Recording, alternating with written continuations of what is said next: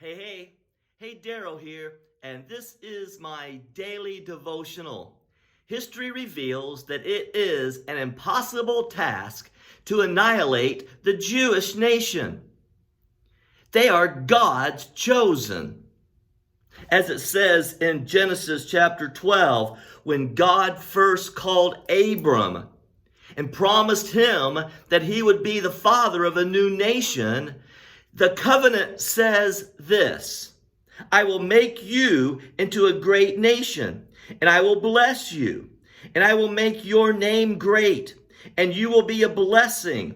I will bless those who bless you, and whoever curses you, I will curse, and all the peoples on earth will be blessed through you. You cannot annihilate the Jewish nation.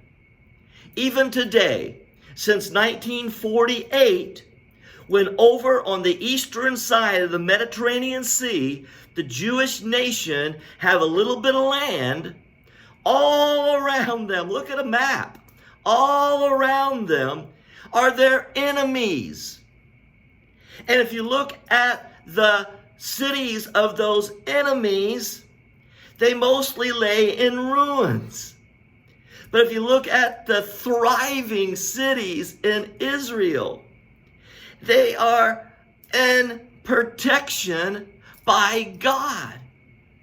Oh, they may lose a battle here and there throughout history, but they shall not be defeated. We've studied through the book of Esther, and Esther is another historical account of someone choosing out of the hatred in their heart to annihilate the nation of the Jews. Haman had it in his heart.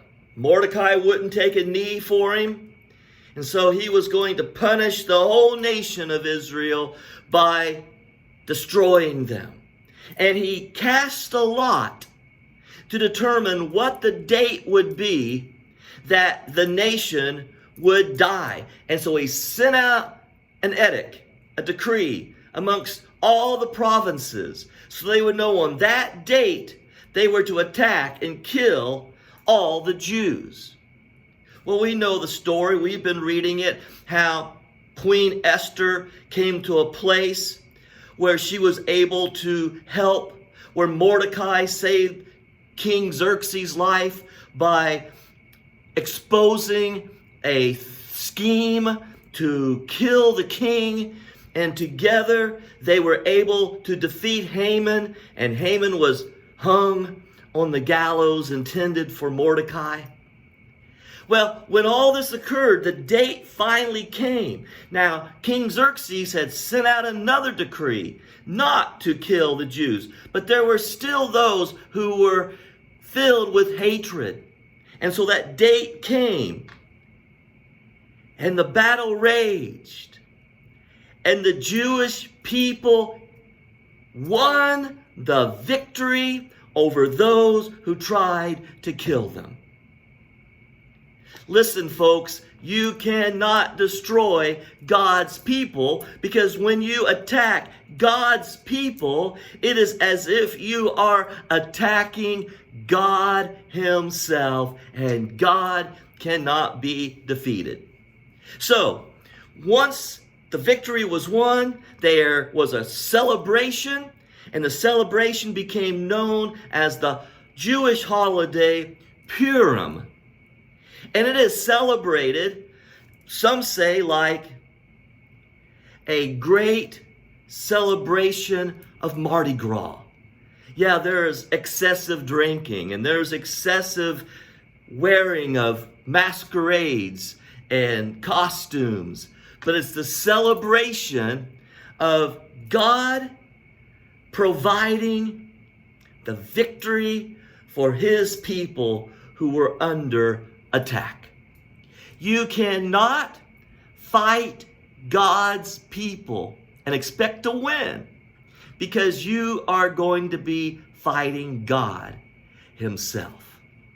In the book of Acts, very quickly here, we see where Peter and the other apostles had been arrested for preaching the gospel of Jesus Christ. And in Acts chapter 5, at verse 29, it says, Peter and the other apostles replied, "We must obey God rather than men."